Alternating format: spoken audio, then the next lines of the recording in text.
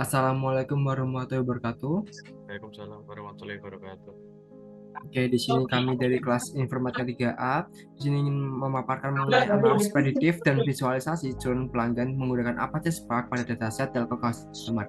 Sebelumnya, perkenalkan nama saya Angga Aldian Padipa, nomor presensi 19. Saya Muhammad Musa Ditya, nomor presensi 15.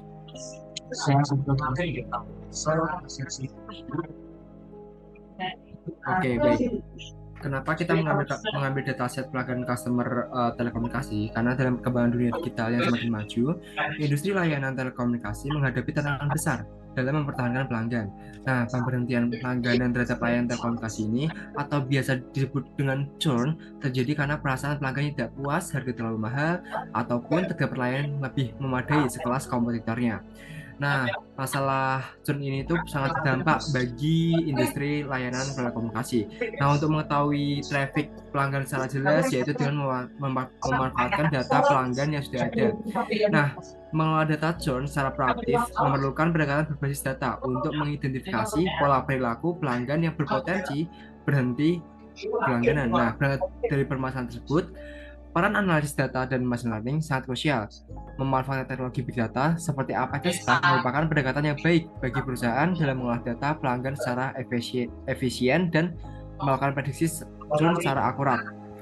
Lalu untuk analisis data ini akan menjawab beberapa permasalahan utama melalui pertanyaan bisnis seperti apa faktor utama dalam mempengaruhi churn pelanggan, ada berapa proporsi pelanggan yang melakukan churn, lalu fitur atau layanan apa saja yang paling digunakan oleh pelanggan churn, lalu yang keempat, apakah pelanggan dengan kontak jangka pendek itu lebih sering churn, lalu bagaimana perilaku pelanggan churn berbeda dibandingkan pelanggan yang loyal, lalu selanjutnya bagaimana pengaruh tenur terhadap churn, lalu selanjutnya apa metode pembayaran paling umum atau paling banyak digunakan oleh pelanggan churn, dan terakhir fitur apa saja yang paling penting dalam memprediksi churn.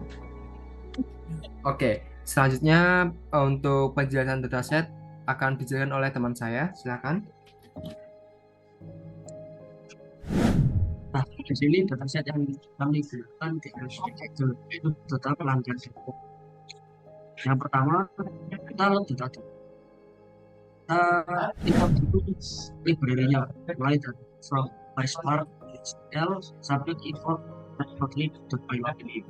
Kemudian inisialisasi Spark Session dan waktunya Spark Session dan akhir dan setelah itu baru di load datasetnya dengan data frame bersama dengan spark.csv. Kemudian ditampilkan data frame di show. Setelah ditampilkan, kita menghitung jumlah record dan kolomnya. Di sini jumlah record yang didapat di kolom adalah sebanyak 4. Jumlah kolom yang didapat pada dataset sebanyak 21 kolom. Nah, kemudian nama-nama kolom dan yang ada pada dataset tampilkan dengan for call in data frame columns melakukan literasi dan satu terhadap nama kolom dalam list tersebut. Kemudian print kolom menampilkan setiap nama kolom ke layar secara vertikal. Kemudian eksplorasi data. Di sini sebelum eksplorasi data tampilkan dulu record. Setelah itu periksa tipe datanya dengan df print schema. Contohnya di sini ada customer ID, tipe data string, dan apakah no label diperbolehkan? Karena di sini no label sobat kaki dan no label diperbolehkan. Kemudian data statistiknya dengan tampilan data statistiknya digunakan df describe di show. Nah, ini adalah tampilan dari data statistiknya menggunakan df describe dan show. Kemudian selanjutnya pembersihan data akan dijelaskan teman saya. Oke, selanjutnya yaitu ketiga itu data cleaning. A untuk cari check missing value. Di sini untuk mendeteksi jumlah data yang hilang, none atau null di setiap kolom dataset, sehingga kita bisa mengetahui kolom mana yang perlu dibersihkan sebelum melakukan analisis lebih lanjut atau modeling machine learning. Selanjutnya yaitu B, yaitu untuk cek duplikasi data.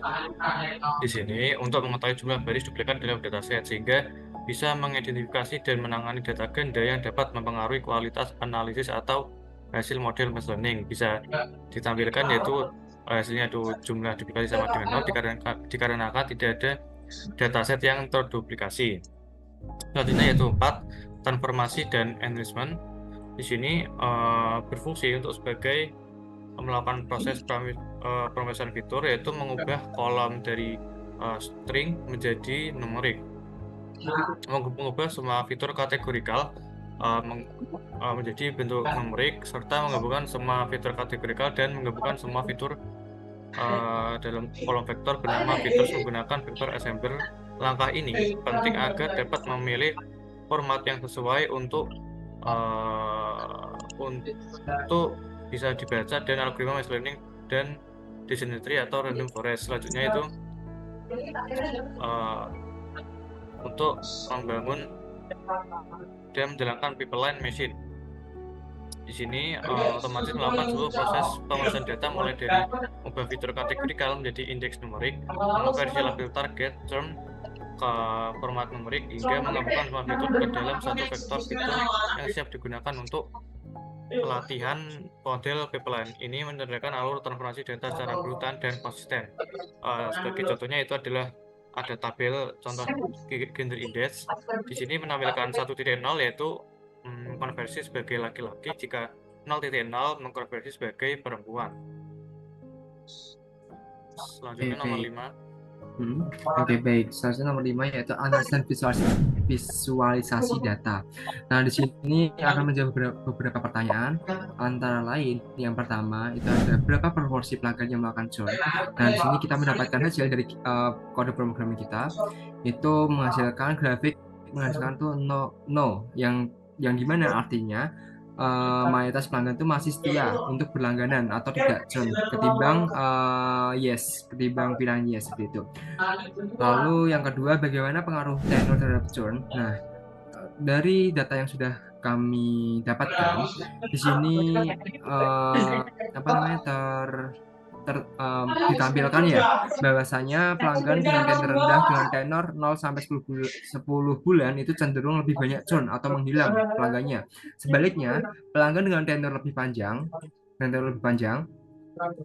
itu jarang churn seperti itu. Nah, ini bisa terjadi karena pelanggan baru itu belum puas atas layanan dan tidak merasakan nilai layanan dalam waktu singkat seperti itu.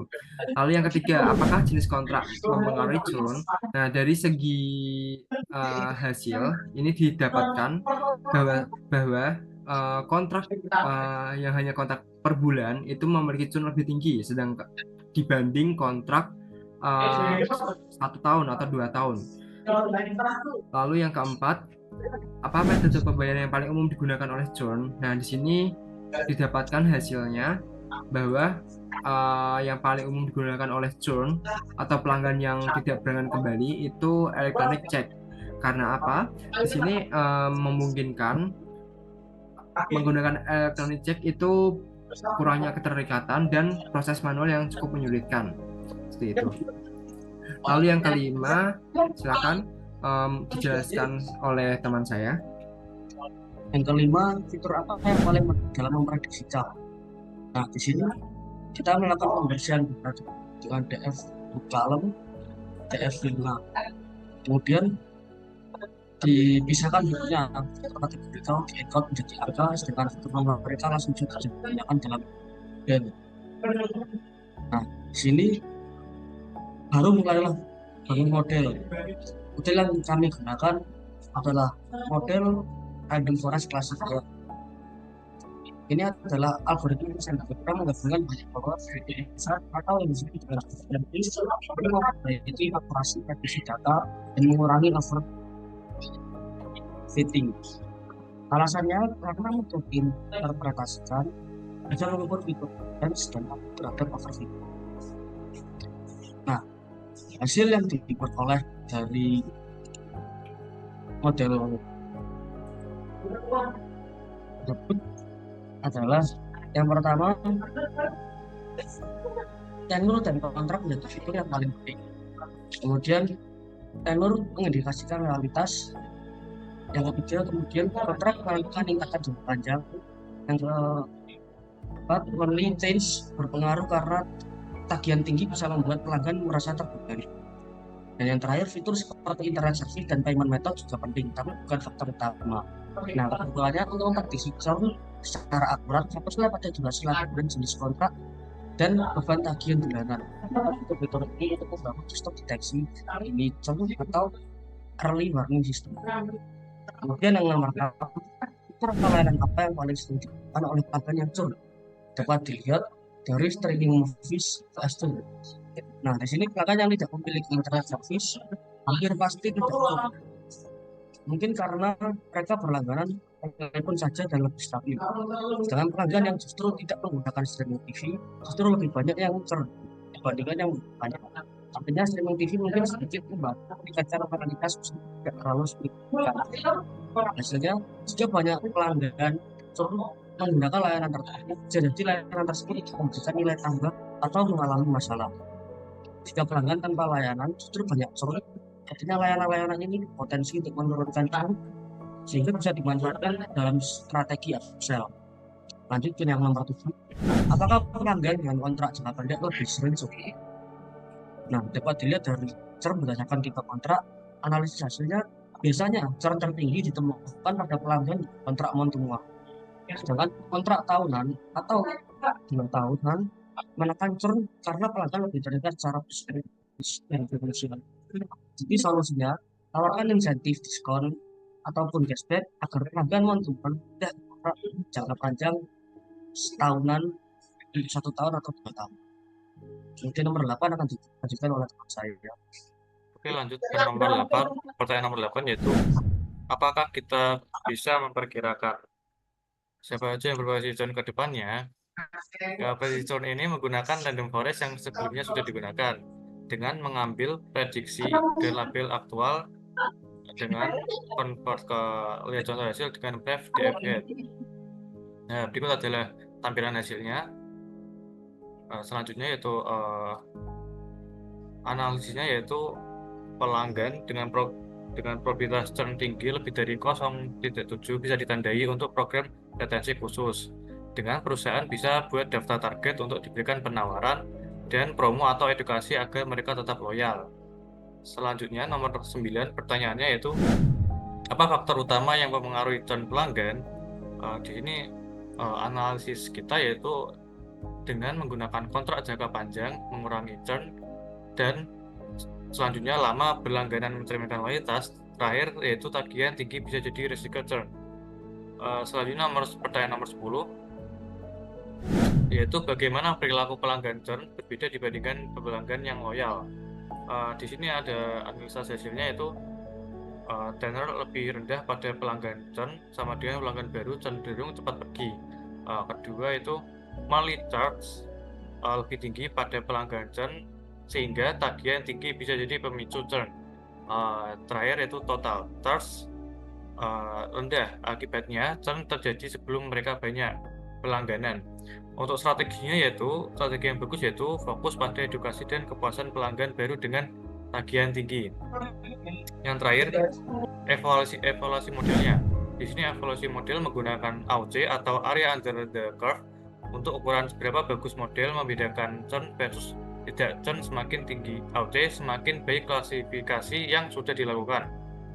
Di sini ada 2 contoh true positive. Pertama yaitu true positive rate atau TPR, berupa banyak churn yang benar-benar diprediksi sebagai churn. Yang kedua yaitu false positive rate, PPR, yaitu sama dengan berapa banyak yang sebenarnya tidak churn tapi diprediksi churn. Untuk analisis hasil kami yaitu nilai AUC berkisaran antara 0,5 yaitu buruk hingga 1,0 sempurna. Jika AUC lebih dari 0,9 model sangat baik, dan jika AUC di antara 0,8 sampai 0,9 yaitu digolongkan baik saja. Jika di antara 0,7 dan 0,8 digolongkan cukup, dan jika kurang dari 0,7 digolongkan untuk perlu perbaikan. Di sini AUC yang kita dapatkan yaitu 0,8777. Artinya 84% kemungkinan model akan menempatkan pelanggan churn lebih tinggi daripada pelanggan yang tidak churn dalam hal probabilitas. Oke. Baik, sekian pemaparan dari analisis tugas akhir Big Data pada kami mengenai analisis penggunaan analisis pelanggan churn industri telekomunikasi. Oke, selebihnya mohon maaf. Terima kasih. Wassalamualaikum warahmatullahi wabarakatuh. Warahmatullahi wabarakatuh.